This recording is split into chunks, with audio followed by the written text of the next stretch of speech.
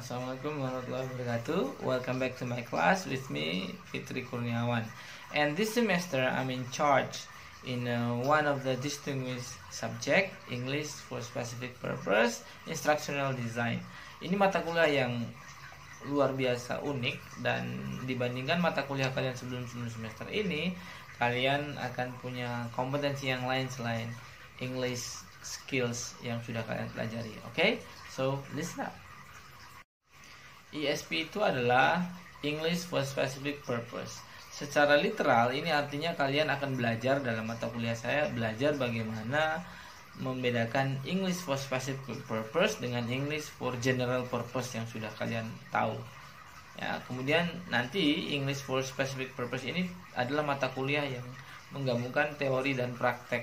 Maka setelah nanti kalian akan belajar ESP itu apa, perkembangannya bagaimana selama ini, kenapa ESP lahir, jenis-jenis ESP itu apa, maka kemudian kalian harus membuat sebuah progres di mana kalian mendesain sebuah course ESP untuk bidang tertentu. Maka nanti ada perpaduan antara praktek dan teori teman-teman, sehingga kalian kurang lebih akan bermain di dua dimensi ini. Secara simple, ESP itu adalah mengajari kalian untuk siap mendesain sebuah course. Course ini bukan hanya pembelajaran umum, tetapi demand atau request atau permintaan tentang kompetensi tertentu dalam bahasa Inggris oleh customers, oleh learners atau calon learners yang ada di luar sana. Mungkin membuat mudahnya begini nih, English itu kan banyak ya. Misalnya ada dosen farmasi datang ke saya, Pak, ajarin bahasa Inggris. Lalu sorenya ada anak SD, bukan anak SD ya, anak SMA ya, ada SMA yang mau juga minta diajarin bahasa Inggris karena dia mau lomba pidato. Dua hal ini tentu tidak akan kita ajarkan dua hal yang sama kan. Nah, disinilah ESP harus hadir. Permintaan ibu dosen atau bapak dosen farmasi tadi, saya harus tahu, oh saya harus ngajar apa nih, butuhnya apa, bahasa Inggris apa yang butuhkan. Kan tidak mengajarkan applied linguistic, speaking dan seterusnya, tergantung kebutuhan dia. Nah, mungkin misalnya dia butuh terjemahan artikel tentang keilmuannya karena harus membuat artikel penelitian gitu. Maka yang saya ajarkan adalah bagaimana menerjemahkan, mengambil intisari dari artikel, sehingga saya juga ngajarinya itu. Ketika itu selesai, ESP terpenuhi. Nah, atau yang kedua, yang tadi anak SMA, saya juga nggak bisa ngajarin itu ke dia nggak butuh. Ini yang disebut specific purpose. Bukan bahwa kalian bisa bahasa Inggris, kalian bisa mengajarkan semuanya pada semua orang. Ketika itu tidak memenuhi learner needs, Anda tidak dibutuhkan. Nah, inilah kenapa mata kuliah ini penting. Kalian harus hadir untuk melihat peluang-peluang mana yang bahasa Inggris ini dibutuhkan, dan kalian bisa mewujudkan itu. Banyak sekali kursusan di luar sana yang bahasa Inggris, tapi ownernya itu justru bukan orang bahasa Inggris atau orang lulusan bahasa Inggris. Nah, inilah jiwa entrepreneurship kalian harus ada di mata kuliah ini. Ada langkah-langkah yang harus kalian lakukan. Kita kembali ke contoh yang kedua, ada anak SMA yang tadi mau lomba pidato. Maka kemudian tentu yang saya ajarkan tidak akan sama seperti yang tadi. Sebagai ESP designer, saya harus tahu dong. Oh, saya mau pidato, mana teksnya, ini teksnya tentang apa? Oh iya, berarti pertemuan pertama langsung latihan itu ya. Bahannya sudah beda.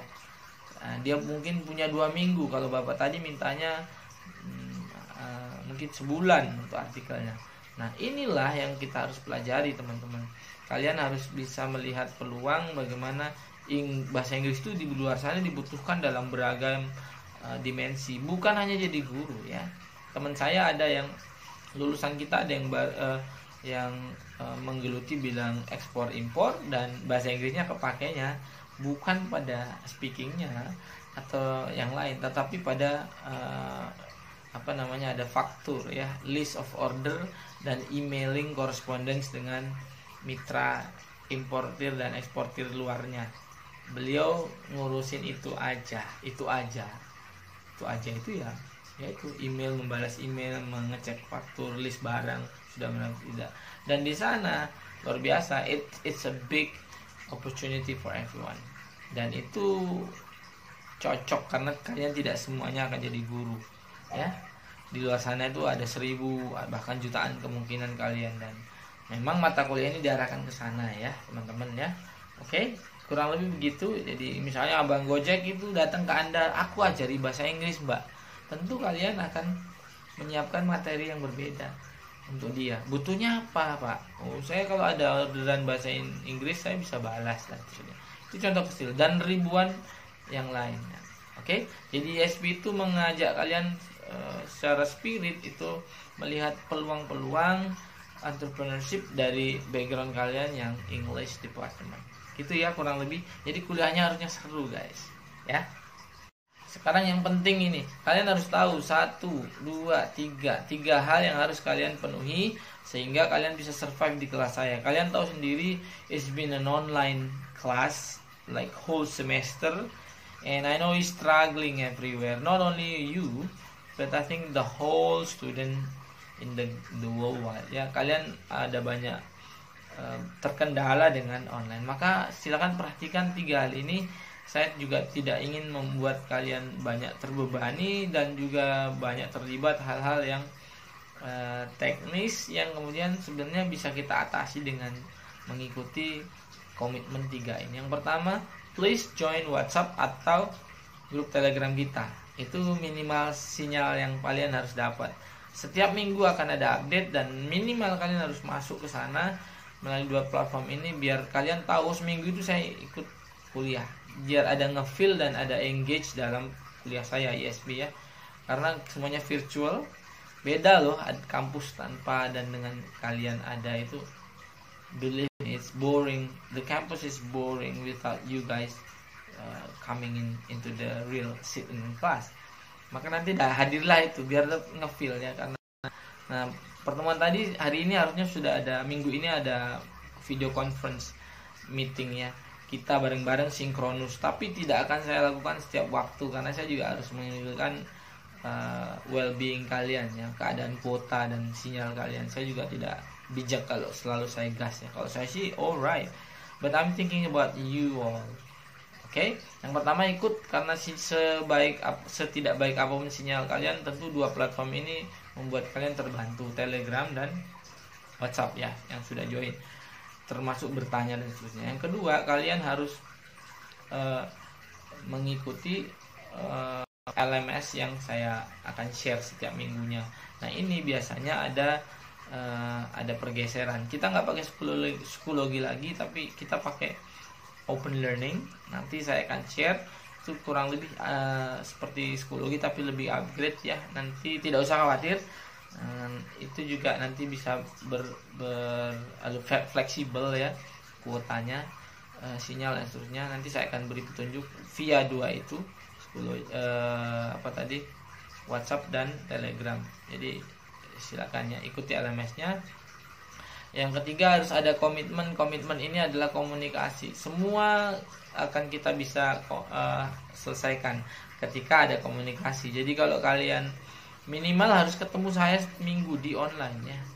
Baik itu platform yang saya pakai secara reguler ataupun bergantian. Nanti saya umumkan melalui 2 itu. Nah, jadi walaupun kalian kesulitan, ada kendala teknis, tetap komunikasi ya. Misalnya ingin minta extra time, ada keadaan teknis, sinyal, kuota dan seterusnya yang sedang kalian perjuangkan dan belum tercapai, ya share aja. Jangan nanti di akhir baru tiba-tiba ya apa itu begging dan seterusnya. Insya Allah kita humanis, dinamis. Nanti saya juga tidak ingin kalian stres, tapi saya ingin kalian maksimal tetap mengikuti perkuliahan dengan baik dan tetap nge-feel, engage dengan mata kuliah ini biar tetap ingat gitu loh, kalian tetap mahasiswa. Kalau ada saya posting diskusi, silakan ikut diskusi. Kalau ada saya aktivitas project, kalian silakan ikut project gitu ya. Kira-kira itu dulu untuk mata kuliah ISP pembukaan ya. Minggu ini sudah saya mulai via Google Meet atau Schoology untuk pertemuan sebentar saja, maksimal 30 menit untuk perkenalan dengan mata kuliah ini ya. Sekarang kita tentang UAS-nya ya, UAS dan UTS-nya. Saya tidak akan melihat UAS dan UTS sebagai satu parsial yang punya porsi yang lebih. Tidak, saya seperti yang saya selalu lakukan, mata kuliah kita itu terintegrasi dan progresif berdasarkan proses per pertemuan. Jadi atau per topik atau per project. Jadi kalian kalau UTS dan UAS itu ya seperti elemen yang lain yang membuat yang sama dengan yang lain. Jadi kalau kalian nggak UTS dan UAS atau UASnya bagus sekali, itu belum tentu juga bagus sekali nilai akhirnya. Tapi saya ingin kalian mengikuti progresnya setiap minggu 1 minimal ya. Sehingga kalau kurang tanya dulu. Nah, bobotnya saya sama, progres sampai akhir. Saya harapannya kalian bisa ada terlibat, involve in and participate in every session. Semoga kalian juga nanti tidak tertinggal. Kalau ada sesuatu yang mungkin kalian tidak ketahui, langsung saja ke kelas. Ya, UAS dan UTS-nya ini seperti yang saya beritahu adalah case by case. Karena mata kuliahnya adalah praktek dan teori, maka nanti ujiannya ada teks sih tetap ataupun proyek, tetapi tidak yang punya satu jawaban. Saya akan memberikan satu masalah lalu kalian selesaikan, dan ini bisa beragam cara penyelesaiannya. Contohnya misalnya karena ISP ada prospektif learner atau target learner yang dia sedang meminta ingin diajari bahasa Inggris, ingin webnya beliau adalah bidan misalnya, punya web online yang aktif sekali, followernya banyak, tapi sudah mulai go internasional, ada banyak viewer dan reader webnya itu yang berinteraksi bahasa Inggris. Dia pengen ada satu informasi paket webnya itu yang dalam bahasa Inggris. Berarti, nah ini soalnya misalnya contohnya, kalian tugasnya coba apa yang akan kalian lakukan untuk mengakomodir ISP yang diminta oleh Bu Bidan ini. Begitu ya, jadi nanti akan banyak realistik dan kontekstual untuk tugas-tugasnya. Perlu untuk kalian tetap online di bare minimum interaction, minimal di minimal di Telegram dan WA. Itu insya Allah byte per secondnya kan tidak, kuota kalian mesti insya Allah tetap secara wajar bisa terpakai. Jadi jangan tidak nongol 1 minggu sekali gitu ya. I think that's all untuk perkenalan. Nanti saya lanjut videonya ya. Okay? I hope you guys are all happy in joining my class. Smile, and hopefully you are doing a progressive dynamics process in my class ya. Begitu. Happy new semester. Kalian sudah semester baru, cie ya. Selamat. Keadaannya kita masih begini, saya juga rindu kalian bisa tiba di kelas lagi. It's not the same without you guys in the class. Campus is just like that. That's the building with no student is horrible. Itu semoga pandeminya bisa segera balik berakhir pandeminya, sehingga kita bisa balik normal lagi ke kampus ya. Kalau yang menghendaki pertemuan langsung, no, kita belum diperbolehkan, kecuali yang regional dekat-dekat, dan itu pun tidak boleh berbanyak-banyak ya. Thank you guys. Wassalamualaikum warahmatullahi wabarakatuh.